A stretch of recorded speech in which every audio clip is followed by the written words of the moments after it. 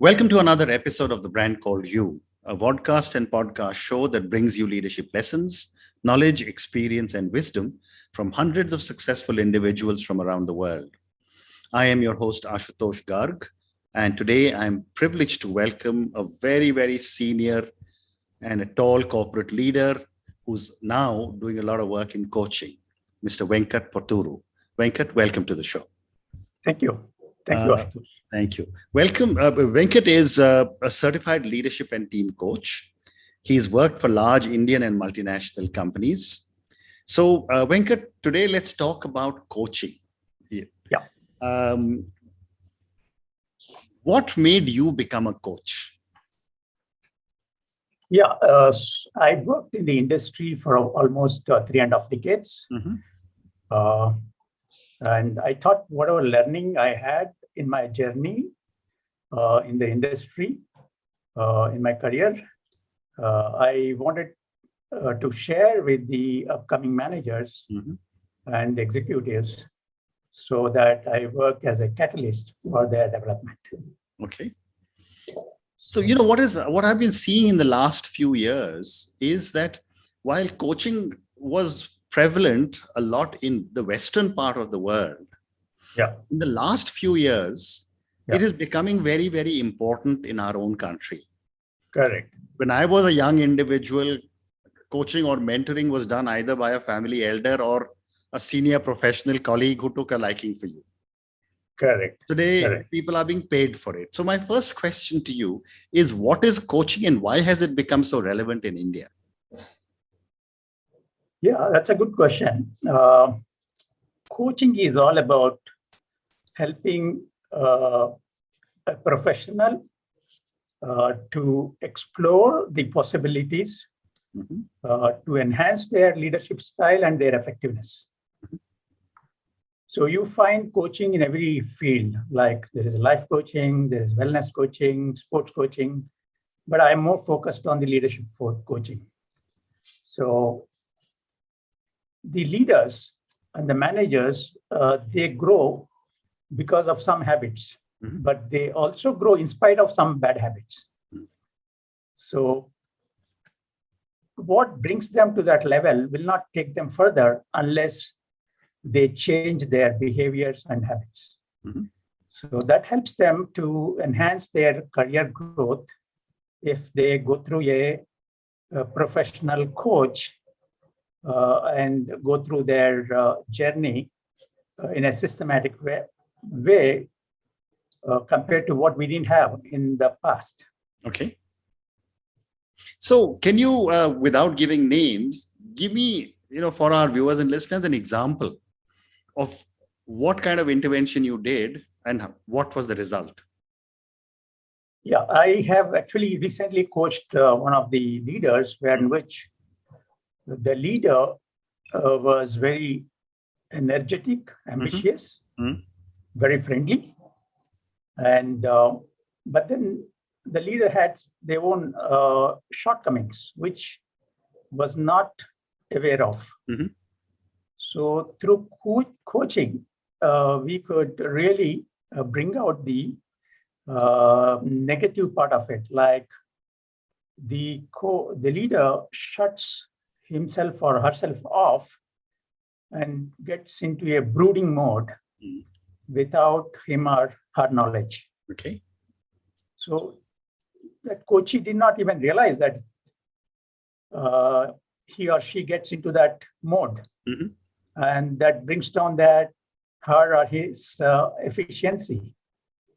So because of the coaching and going through the coaching, he or she could understand what's going wrong with them and get over that. Okay. And became a lot more efficient. Interesting. Very interesting. And, there is a very fine line that defines coaching as compared to mentoring. Yeah. Help me understand this difference. Yeah. Both mentoring and coaching are helping professions. They are slightly overlapping, but there is a huge difference between mentoring and coaching. Normally, mentoring is done by the seniors or by the more experienced people or by the experts in the field or in the function. They identify a person and see the potential in that person and try to bring that potential out, help them to achieve the goals in the mentoring. In the mentoring, there's a lot of advice, there's a lot of hand-holding. Whereas in coaching, you're making the person explore. In coaching, the person who wants to get coached, he comes forward to have a coach. Okay. So the coach helps him to explore the possibilities to enhance his own behavioral or leadership skills. So, but then in coaching also, there is a little bit of mentoring. But one need to be careful while doing the mentoring. They call it as ultra-crepidarian. You should not be ultra-crepidarian when you're coaching. You should not get into an area where you're not an expert. Okay. So you should avoid advice if you're not an expert in that area. But if you're an expert, you can hint him, suggest him what are the possibilities.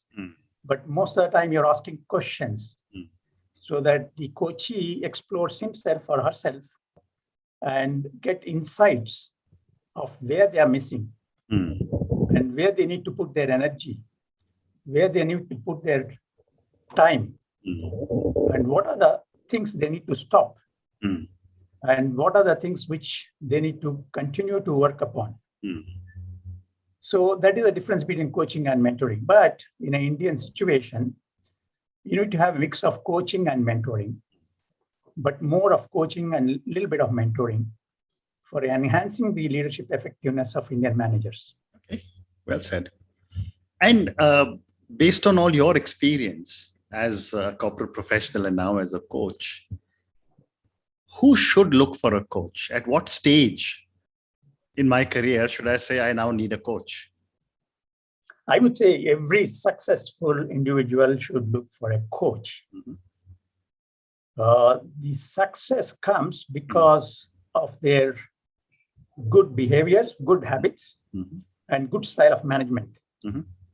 But as I said, it may not allow you to have a clear understanding of your own style and behavior, what to stop. There is something called unconscious bias. We think what we are based on what we are. Many times we don't see the reality. There is a judgment which is always judging about ourselves, judging about others, and judging about the situations. So if you want to overcome that, you need to have a sounding board with whom you can bounce upon and understand the areas where you need to work upon. Okay.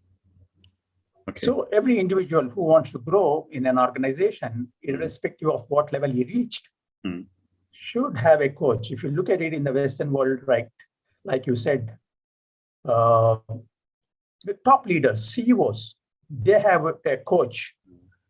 However successful they are, they would like to have a coach who works as a sounding board for them. Okay, very interesting.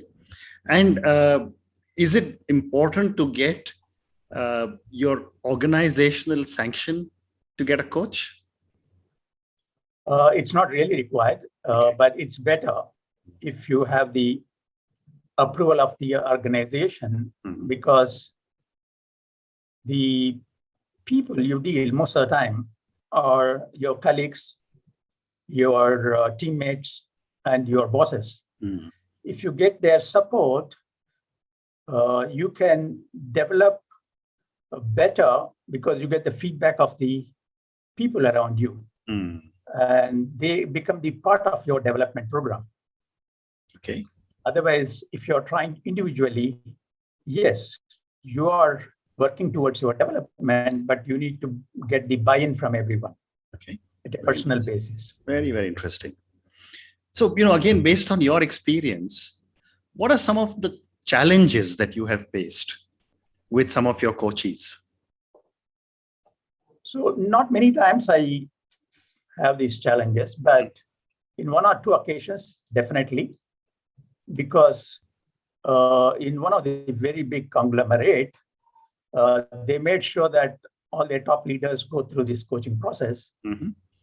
And I thought that the person who is going through coaching is not really getting the benefit out of that. Mm-hmm. He's not fully into that coaching, not really honest or transparent. Mm-hmm. In a coaching process, one need to be open and transparent and share everything like you share with a doctor. Okay. Then the coaching becomes very effective. Mm. If you try to camouflage, if you don't reveal yourself out, you may not get the best out of that. And how important is there mutual? How important is mutual trust between the coachee and the coach? Oh, that's very, very important. Mm-hmm. It's very important that there is a trust between them, and they know that there is a confidentiality, because coaches are bound to the confidentiality. It remains within those four walls when you are coaching, unless your manager and your sponsor are involved, where they also keep up the confidentiality, but not everything is revealed to them. It is only the end results which are revealed to them, and the progress made in their leadership journey, which is revealed to them. But the insights, what we are having about the coachee, are never revealed to them. Okay. So that trust needs to be established at the time of chemistry meeting itself. Very interesting. If the trust is not there, should not take it forward. Absolutely well said. And then confidentiality is very, very critical, especially if they're going to open, as you just mentioned, their heart out to you. So Venkat, tell me, how long should a coaching relationship be for? Normally, ideally, it should be 8 to 10 months. And it can be between 6 months to 18 months. I see. But I know a lot of senior leaders who are very successful. They have coaches lifelong. So it's a continuous journey. It's not one start and one stop. Interesting. Okay.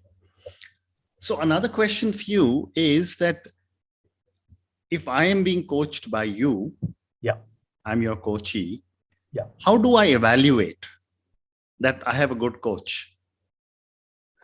Yeah, that's a good question. If you're the coachee, first thing is you need to believe that coach is the right person for you to be coached, to coach. Okay. And you need to have trust in him. You need to realize that he is adding value to you. He is able to allow you to reflect upon. He is able to allow you to look at the new possibilities. He is helping you to develop strategies for achieving your goals. He is helping you in your planning. And he's also helping you to reflect upon the measurable growth, what you had. Okay. It is possible to measure the growth. Okay. But you need to be open to that. But, have you come across instances where if I am the coachee and I don't like it, do I have the right to terminate the relationship? Yes, definitely. You have the right to terminate. Even the coach can terminate the relationship if he finds that the journey is not going in the right direction. I see. Okay. One more question related to coaching is that, this is the age of the millennials and the Gen Zs. They are the people who are now going to take forward this earth and everything that we have as people of my generation have messed up. How are millennials and Gen Zs accepting coaching? Again, you can't standardize all the millennials and Gen Z into one group. Yeah. You can't categorize them like that. But the millennials are very ambitious, and they are very much in a hurry. They want to be hyperachievers. Because of the social media, there is too much of comparison going on, and they're creating stress for themselves. So if they realize coaching helps them, that will benefit them a lot. So it depends upon the individuals. There are some good, not say good or bad, there are some people, young people who would like to go through their coaching. Okay. Getting guided by their parents, by their teachers, by their seniors, and they respect the experience. But there are a few who are very aggressive. Okay. They think that they know all. Okay. Okay. Well said. They get into stress situations because of that. Well said. So now let me move to the next segment of our conversation, which are some questions for you personally. Our viewers and listeners love to get to know our guest as well. So Venkat, you've had an amazing corporate career, worked for large Indian and multinational career companies for 3.5 decades. Now you're a coach. What would you say are 3 key milestones or pivot points in your life or your career? So I would say more on life than career. 3 pivot points. First thing is passing out as the topper of mechanical engineering from National Institute of Technology. Okay. That is one of the first milestone I think I've achieved. The second thing is having a good career, a steady growth in the industry, in the corporate world during the 3.5 decades I worked. And I worked in different regions of India.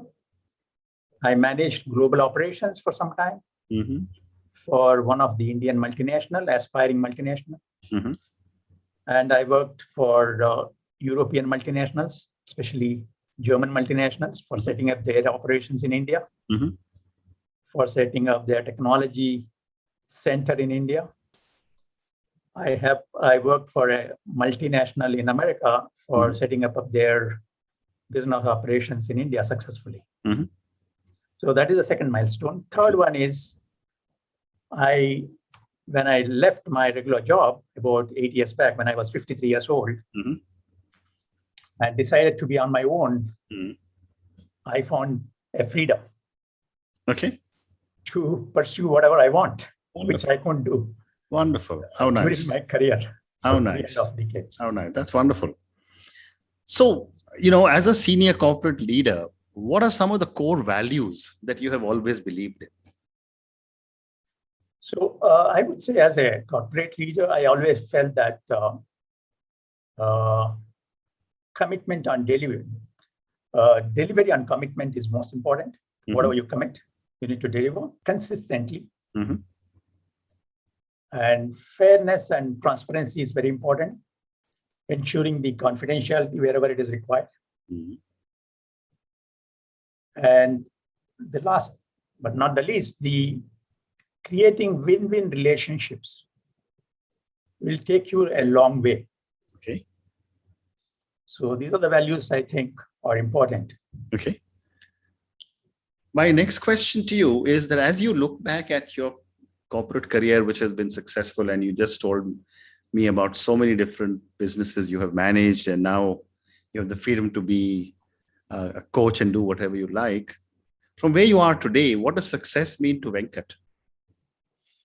Yeah, that's a good question, but difficult to answer. Sure. I would say success is like a moving goalpost.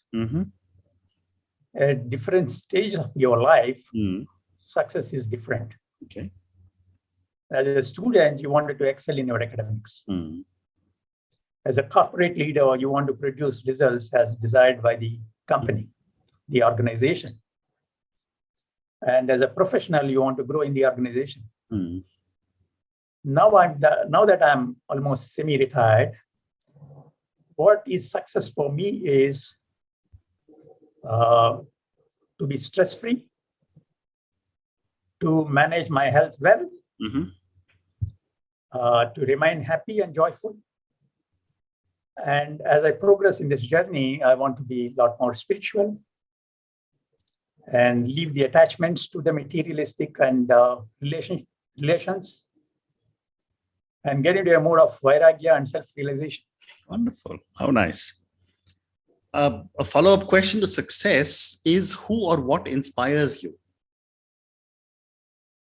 At different stages, different people. Mhm. Maybe as a student, my own peers, Mhm. the co-students or the teachers. In the industry, when I was working, my peers and my leaders, sometimes even my team members. Mhm. And now as a coach, my co-coaches. Okay. Very So interesting. I look at everyone and get inspired. Wonderful. And my last question to you now is a question on failure. I've often said this, and I also have a book on failure, where Indian parents or Asian parents don't teach children it's okay to fail. We're always taught come first in class, go to the head of the line, etc., and that manifests itself in our behavior patterns. Yet we fail. So my question to you, Venkat, is what have been your learnings from some of your mistakes? Really, frankly speaking, I never had such tough parents, Okay. luckily. And my brother failed in every exam, but never they said anything to him. Mm-hmm. And I was 1 year junior to him in his college, in school. Mm. I passed with spectacular colors, always topping. But they treated both of us same way. Wonderful. So we were lucky that way. Okay. But I would say that I was more focused on academics. Mm-hmm. Did not participate in other things like sports. And unfortunately, our school also did not promote much of sports. Mm-hmm. So that is one of the areas where I think I didn't participate throughout my life. Mm. Even when I started working, for me, work is worship. Mm. My mind is always working 24/7 towards achieving the goals. Mm-hmm. Very nice. Venkat, thank you so much. It's been such a pleasure speaking to you. Thank you for sharing so much of your knowledge on coaching with me and all our viewers and listeners. I wish you good luck.